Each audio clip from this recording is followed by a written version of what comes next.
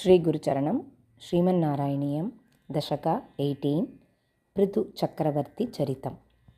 ವೃತ್ತಂ ಅತಿರುಚಿರ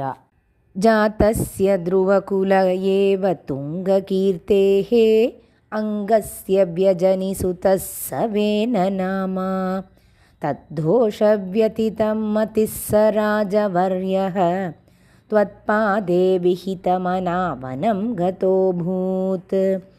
ಪಾಪೋಪೇಕ್ಷಿತಿತಲಪಾಲನಾಯ ವೇನಃ ಪೌರಾಧ್ಯೈ ಉಪನಿಹಿತಃ ಕಠೋರವೀರ್ಯಃ ಸರ್ವೇಭ್ಯೋ ನಿಜಬಲಮೇವ ಸಂಪ್ರಶಂಸನ್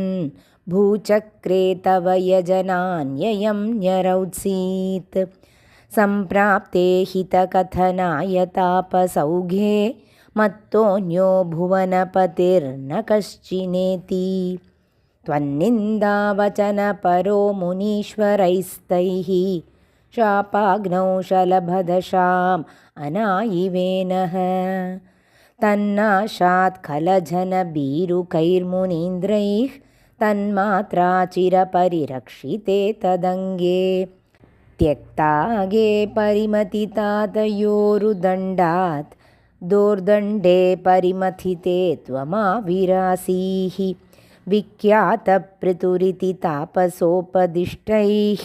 ಸೂತಾಧ್ಯೈ ಪರಿಣುತಭಾವಿ ಭೂರಿವೀರ್ಯಃ ವೇನಾರ್ತ್ಯಾ ಕಬಲಿತಸಂಪದಂ ಧರಿತ್ರೀಂ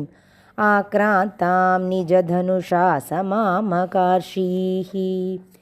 ಭೂಯಸ್ತಾಂ ನಿಜಕುಲಮುಖ್ಯವತ್ಸಯುಕ್ತೈಃ ದೇವಾಧ್ಯೈ ಸಮುಚಿತಚಾರುಭಾಜನೇಷು अन्नादीन्यभिलषितानि यानि तानि स्वच्छन्दं सुरभितनूम् अदूदुहस्त्वम् आत्मानं यजति मखैस्त्वयि त्रिधामन् आरब्धे शततमवाजिमेधयागे स्पर्धालुशतमक एत्यनीचवेषः हृत्वाश्वं तव तनयात् पराजितोऽभूत् देवेन्द्रं मुहुरिति वाजिनं हरन्तं वह्नौ तं मुनिवरमण्डले जुहूषौ रुन्धाने कमलभवे क्रतोः समाप्तौ साक्षात् त्वं मधुरिपुमैक्षदा स्वयं स्वम्